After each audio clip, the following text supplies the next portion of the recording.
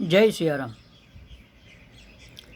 હવે એક ક્રિયા એવી છે કે જે ચાલુ છે, પણ એની હારોહાર એમાં સમય પણ આપ્યો છે કે કેટલા સમયથી ચાલુ છે. એને આપણે પૂર્ણ ચાલુ વર્તમાનકાળ કહીએ કે આટલા સમયથી, દેખો આટલા સમયે નહીં, 3 વાગ્યે નહીં, 3 વાગ્યાથી, 1 કલાક નહીં, 1 કલાકથી, સોમવારે નહીં, સોમવારના, આ રીતે. એક્ઝામ્પલ આપ, હું 2 દિવસથી બુક વાંચું છું. તો આ પ્રકારની વાક્યરચના હોય. આપણે વાત થઈ ગઈ અગાઉ કે have, has, been, ING, for અથવા સિન્સ અને ટાઈમ. જો સમયનો ગાળો હોય 2 કલાક, 3 કલાક, 2 દિવસ, 2 મહિના, 2 વર્ષ, 2 મિનિટ, તો એમાં ફોર આવે. અને જો સમયની શરૂઆત હોય, દાખલા તરીકે સોમવારથી, 1 વાગ્યાના, માર્ચ મહિનાથી, 2000ની સાલથી, આ રીતે, તો એમાં સિન્સ આવે. અને જો સિન્સ લાસ્ટ ભેગું વાપરો તો પછી કાંઈ ચિંતા નથી. 3 મહિનાથી એમ તમે કહો તો 4 3 months. પણ તમે છેલ્લા 3 મહિનાથી એમ કહો તો સિન્સ લાસ્ટ 3 months. તો લાસ્ટ સાથે હંમેશા સિન્સ આવે, ફોર લાસ્ટ નહીં, સિન્સ લાસ્ટ 3 months. એક્ઝામ્પલ, હું 1 કલાકથી બોલું છું. I have been speaking for 1 hour. હું 2 કલાકથી બેઠો છું. I have been sitting for 2 hours. તેઓ 30 મિનિટથી રાહ જોવે છે. They have been waiting for 30 minutes.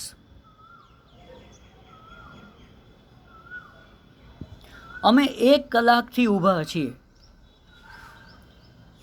We have been standing for 1 hour.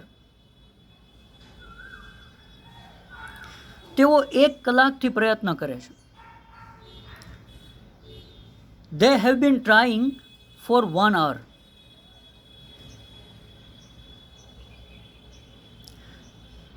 છેલ્લા 10 દિવસથી વરસાદ આવે છે. It has been raining since last 10 days.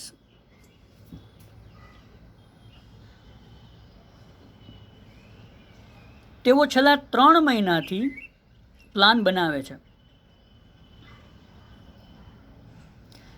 They have been making plan since last 3 months.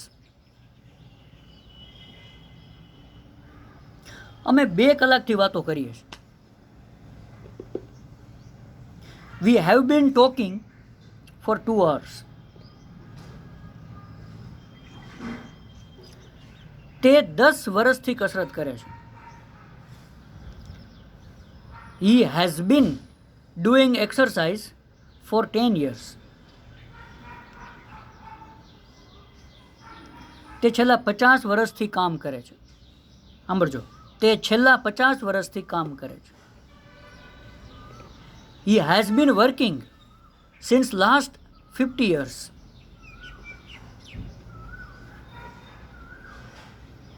હું તમને ઘણા દિવસોથી કહું છું. I have been telling you for many days.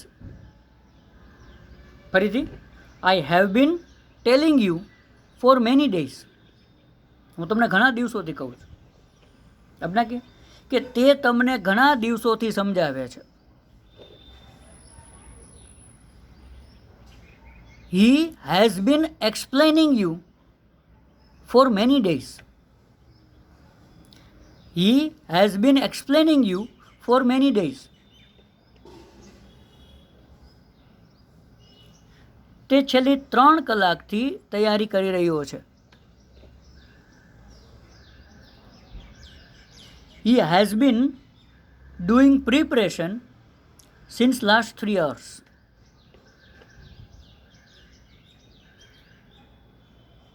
આપણે ઘણા સમયથી નક્કી કરી રહ્યા છીએ. We have been deciding for too much time, for many days, for a long time.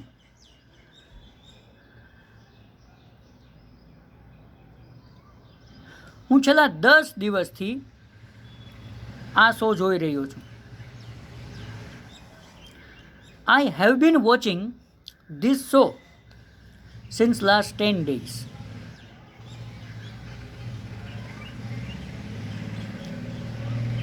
તેઓ 3 કલાકથી રમી રહ્યા છે.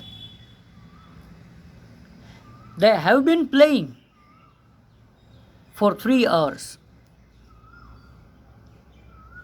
સાંભળજો, તે 5 વાગ્યાનો સૂતો છે. He has been sleeping since 5 o'clock.